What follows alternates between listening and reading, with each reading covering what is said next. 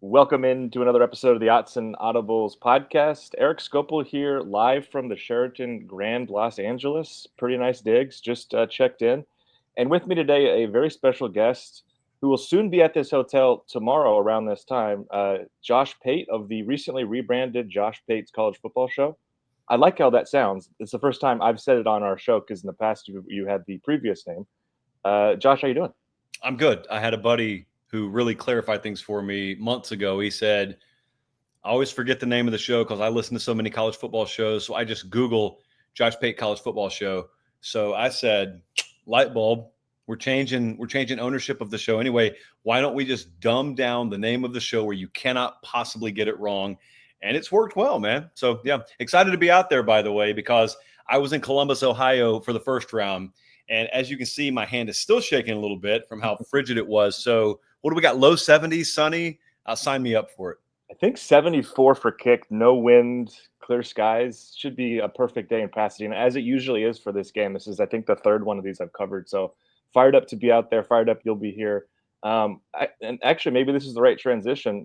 What do you remember most from the first Oregon Ohio State game? We were both there. We talked shortly after, but what do you remember most from that, and kind of what are the last memories that kind of lead us into this one? I remember how much bigger it felt than just a regular season college football game. I remember how I think 14-6 may have been the widest margin in the game. So it was back and forth. No one ever put it out of reach. I just remember precision. If I can go back to one word in that game, it's precision, especially on Oregon's side. I remember how hard it was for them to get to Gabriel. No sacks, if I remember correctly, in that game. And so,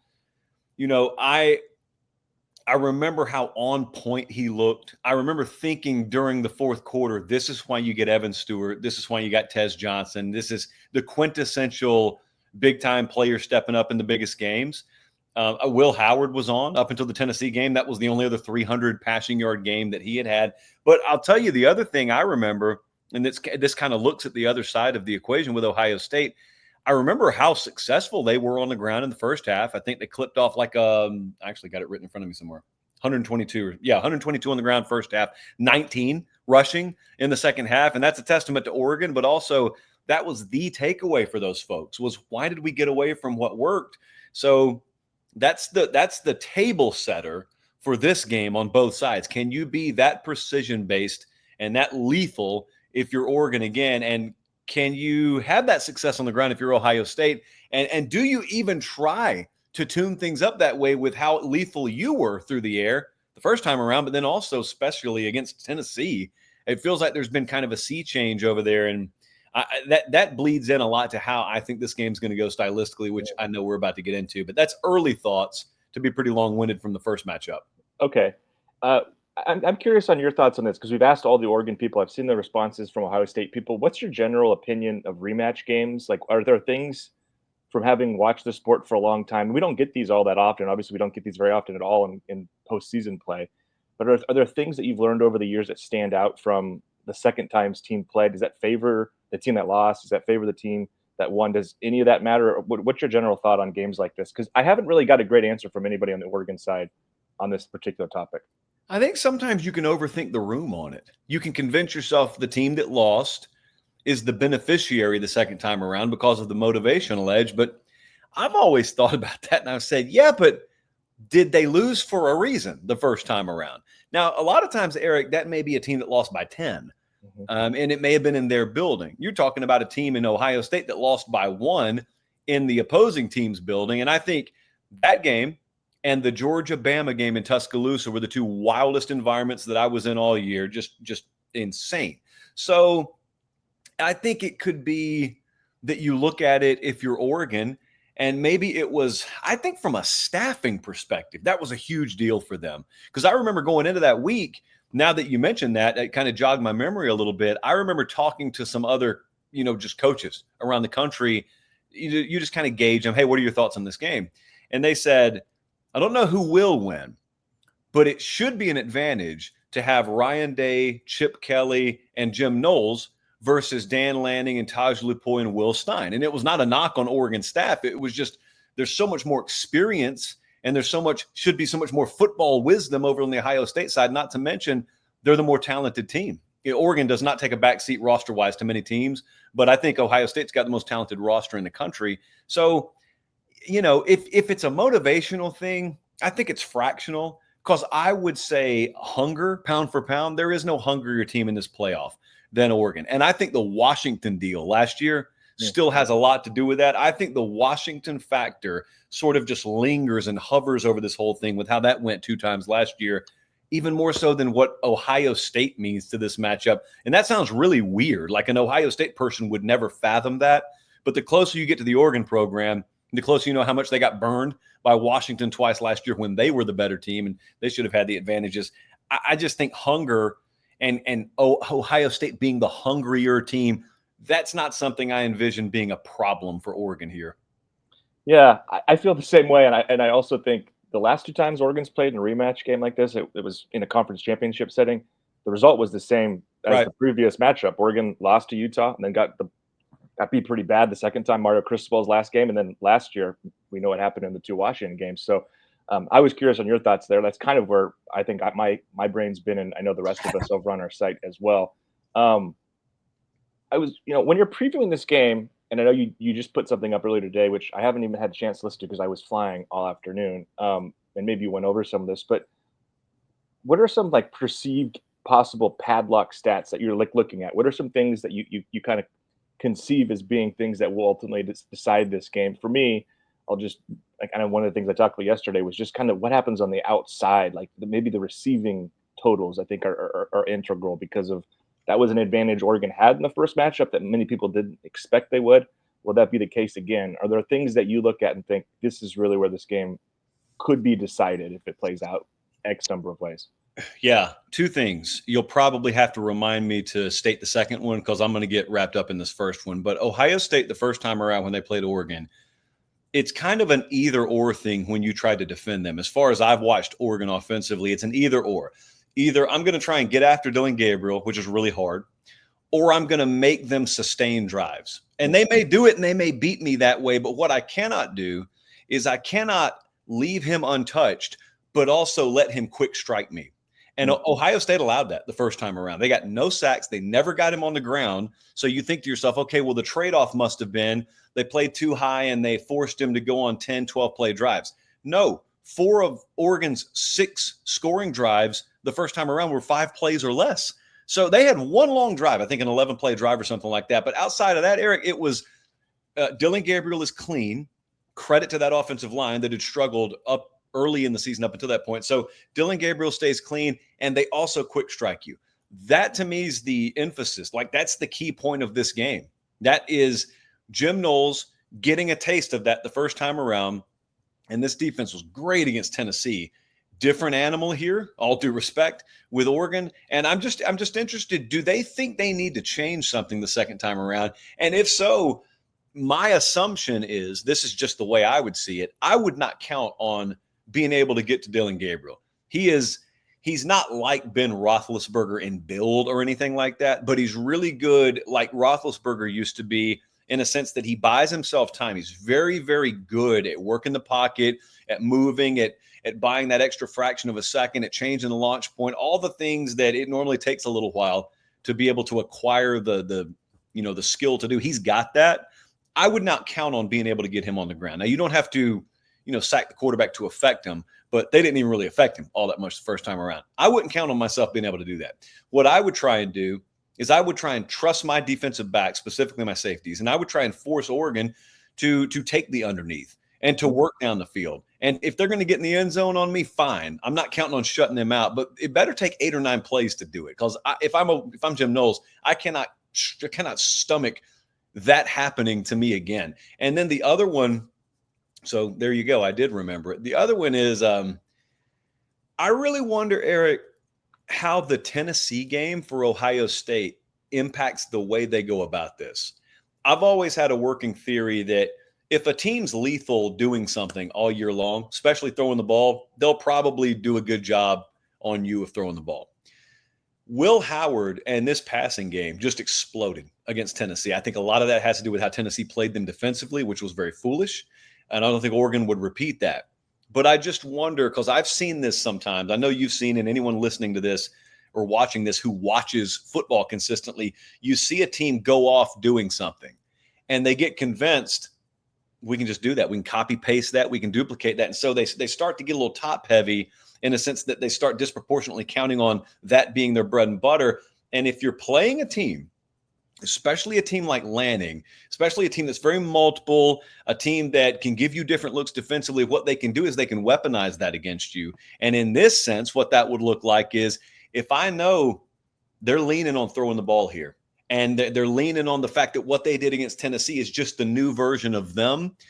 There is a little bit of competitive arrogance that you can take advantage of. There's a little bit of competitive and athletic hubris that you can take advantage of the other guy having. And it only takes one turnover. In a game that's this evenly matched, it only takes one or two forced mistakes, or maybe in Oregon's case, it only takes one or two times baiting someone into weaponizing that against them and making that mistake. And I actually think that's what this game will come down to. If they force one or two of those moments, I think Oregon's good enough precision-wise offensively to not give it back to them. And I actually think that will determine the outcome of this game. I like that. I do. And I guess my follow-up to that and kind of talking about Oregon's ability to execute and finish those and take advantage of those opportunities.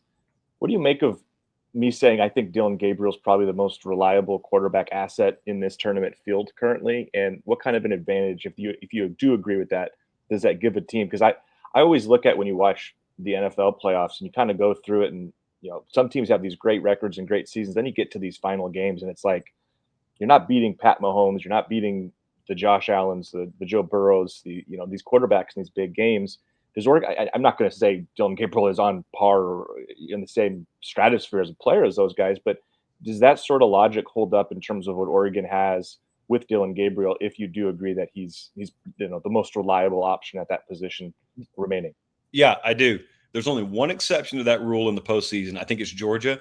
It wouldn't boggle my mind to see Georgia get good enough quarterback play from Gunnar Stockton and the totality of their program be good enough to just will itself to a title.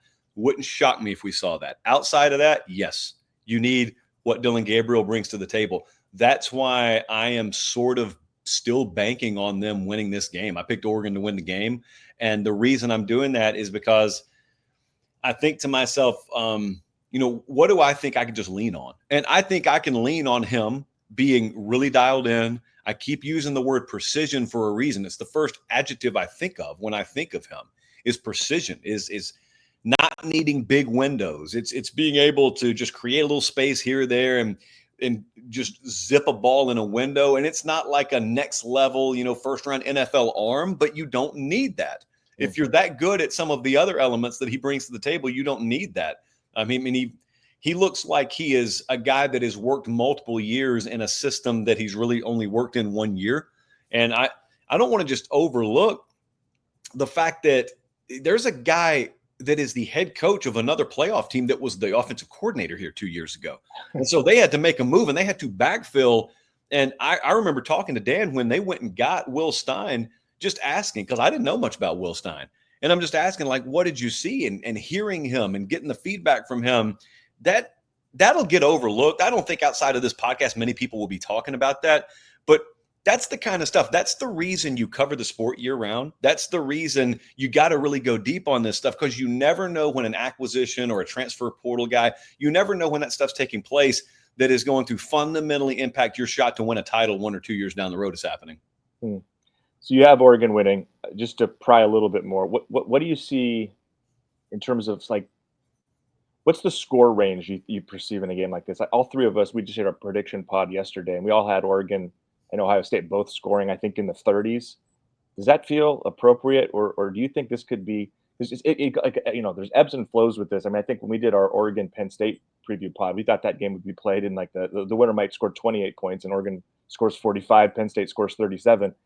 Is there a range that makes sense to you? And I guess how confident are you in stylistically that being kind of where this game is played, wherever you land? Yeah, I'm in like the 34-31, same kind of range the last game had. 34-31, my score. Yeah, that's it. It feels like that's the range. I always hate doing score projections. I never do them actually. But if you ask what kind of style of game do I think we're going to get, It's probably like 35, 34, 34, 31, something like that. I also think that the reason you can count on that is because both teams meet each other's freeze points, which is just this term I like to use that describes how there are really high level teams every year in college football.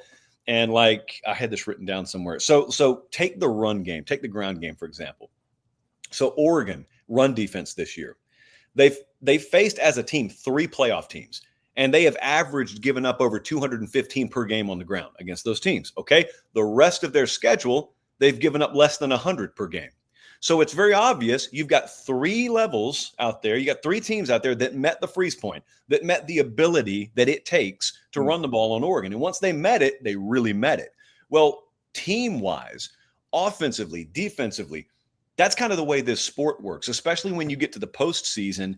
You find out that SMU does not meet the freeze point. They get shut down by Penn State. But you will see a game here where Oregon would do the same thing to SMU. Ohio State did the same thing to Tennessee. But when they face each other, they meet each other's freeze points. They rise to the level that it takes to succeed. And in college football, especially at the quarterback position, there is no defense that is elite enough to stop high-level quarterback play. The rules will not allow it. There are too many good athletes offensively. So that's why, unless you had like a crippling amount of turnovers or like stops inside the 5-yard line or something like that, I have a hard time seeing the winning team in the 20s in this game. So I got to believe 31 is required to win this game. I'm going to say 34-31, but like the 30s will be required to win this game. Yeah, it's funny. All 3 of us had basically that score. Jared and I think both had 34-31, and he changed his to not be too similar to mine. And Matt had a little bit more points scored. So I guess we'll see. And we're going to inch away a little bit from this matchup, unless you have any lingering thoughts. To kind of go, I just kept some kind of pick your brain on a couple of things here that I'm interested in. First, we haven't talked on the show since August. That's probably a mistake on my part, not hitting you up during a couple of those bye weeks. But what I know you were really high on Oregon in the preseason. What's maybe impressed you the most, or things that stand out from what your expectations were back in the summer months to where we are now with Oregon, the final undefeated team and the top ranked seed in this field? How well the offensive line came together, how well, and then you just correspond with that, how well the offense started to click. I know it's ancient history now, but there were turnover issues early in the season. The offensive line was a big issue early in the season. Now, what we knew their permanent starting 5 was not out there. Okay. And that's why when I did my videos, I said the Idaho video, I remember the Boise video, I remember saying, I am willing to give time. Certainly, if Oregon makes the playoff, if Oregon wins the Big Ten, if they're even playing in Indy, that version of Oregon does not look like what they currently look like. This happens every year. There's no reason to freak out.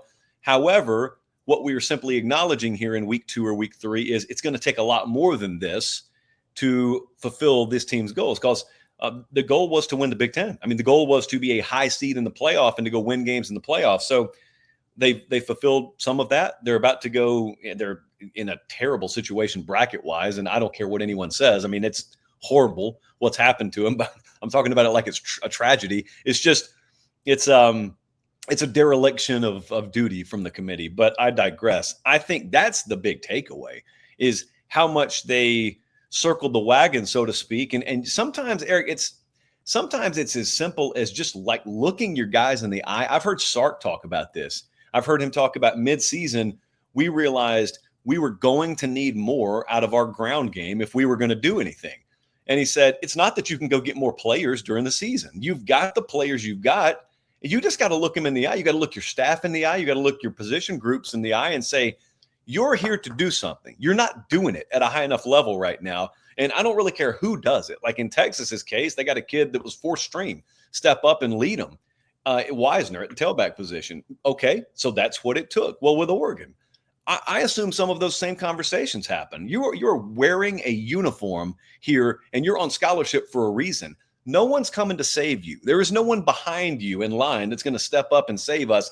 You're the ones that we've got to do it. And sometimes when they burn the boats and there's no going back, it can do something to someone mentally. And then you hope that you've created the kind of competitive culture that it takes to accomplish that. And that right there, there's no substitute for it. And that's what they've done up there. You're around it a lot. Most people who cover the beat, obviously, they're around it a lot. I go all over the country. I see all these places. It's really, really intense at Oregon.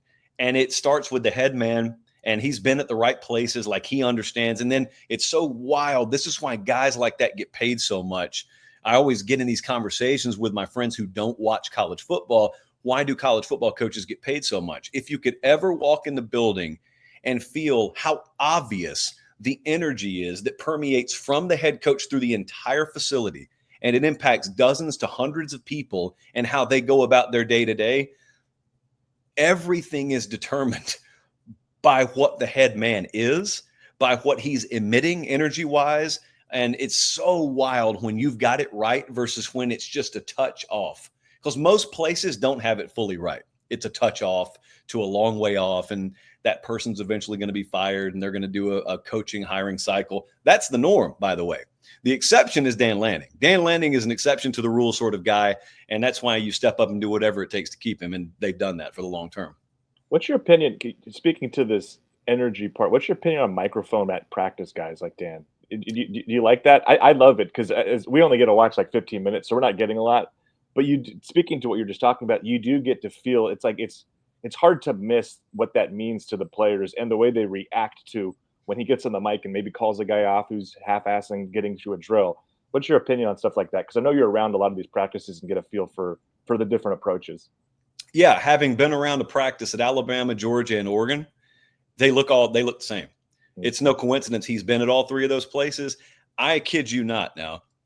I know of some recruits who have been turned off by how intense that stuff gets at maybe like a Georgia practice, for example. Now, this is probably a good thing, because if you're going to get a little turned off by how Kirby Smart sounds on a megaphone at Georgia's football practice, you're probably not going to make it at Georgia anyway. Who knows, man? Maybe the same things happened at Oregon. But I think what they see, and this is the key part, is it's not performative. And there aren't some guys who are given preferential treatment. Like any coach can dog a third stringer just to create a show and to look impressive, but then baby is his first string right tackle. It is blind resume at an Oregon practice. He will get in Dylan Gabriel's grill just as soon as he'll get in a walk-on's grill. And when you see, whether you're that walk-on or you're that starter, when you see everyone's being held to the same standard, when you see coaches are being held to the same standard, when you see the head coach is not asking you to do anything that he doesn't believe in and he wouldn't do, then it's all coach speak and like fairy tale, by the book stuff until you see it put in practice. And when you see it put in practice and then you see what the result is, you ask, why doesn't everyone do it like this? Because not everyone's wired that way. Most people are not wired that way. That's why most people will never get an opportunity to be the head coach of a place like Oregon. All right, last one here for you because I know you've got dinner coming. I'm curious on just the big picture, kind of taking a step back from Oregon. You do this all the time on your show, so this is not a new hat. But when you look at the way this playoff has come together in the field, you touched on with Oregon. I think everybody who's an Oregon fan or supports Oregon or is around the program agrees it was a tough draw. What is just kind of your broad thoughts on how this has come together and your hopes for what could, I guess, take place in the future to rectify some of this, if you think rectifying needs place? Yeah. So there's what I wish would happen. I don't think what I wish for is going to happen. I mean, I was not an expansion guy to begin with. So let's just remove what I hope will happen. The conversations I've had still differ with what most of us, quote unquote, want in a realistic sense. I think most people that I've spoken to from a fan's perspective, they want to decide whatever the size of the field is going to be. If it's 12, it's 12. If it's 14 or whatever, but just seed it 1 through 14 and then build your playoff bracket off of that. Don't have this nonsense where you've got artificial first round buys baked in because someone won an inferior conference. I'm not sure that's the way they're going to go, Eric. I think what the Big Ten and the SEC have seen is they've seen we got to protect the conference championship as an idea, not just the game, but as an idea. We've got to protect the value and the sanctity of winning the conference and the race to win the conference championship. Now, anyone listening to this, do not mistake what I'm about to tell you for what I think is the best format. But what I think is probably in the not so distant future for us is a model where whatever the size of the field is the size of the field, but it consists of guaranteed amounts of spots for those big conferences. So if the Big Ten has 4 guaranteed spots or the SEC has 4 guaranteed spots, what that does, whether you like it or not, is it then removes your focus from being on the committee and it places all the focus on your conference championship race. Because if you know you've got 4 spots at the table, no matter what, I don't really care what the committee thinks about Oregon compared to Clemson anymore. I care about where Oregon stacks up in the Big Ten title race. And then what I think they're going to do is they're still going to reward a conference champ. Like if it's the Big Ten and Oregon and Ohio State have the number 1 and number 2 records at the end of the regular season.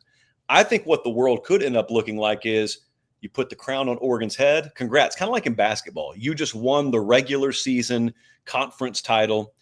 You're going to get a first round bye and you're going to get one of our 2 seats at the table. Ohio State, runner up. You guys were good enough. You go get the 2nd seat. Those other 2 seats are open. And I think that's where you take that conference championship weekend, what used to be that first Saturday in December, and you have yourself 2 games. You're playing games, basically 3 versus 6 and 4 versus 5 in your conference. Maybe they both happen in Indy on consecutive days, but that's how you fill the 3rd seat and the 4th seat. And so it's just served to crystallize the conference. It's added one more game of inventory for your media partner. So they would certainly be on board with it. Instead of 1 conference title game, I get 2 play-in games. You get rewarded for winning the conference, much more so than Oregon just got rewarded for winning the conference. And you don't really leave as much up to chance. The SEC could have gotten 6 teams in or could have gotten 3 teams in, and it was like a seesaw either way. I don't think they're interested in that. I don't think the Big Ten's interested in that, and I think they'll get their way before too much longer.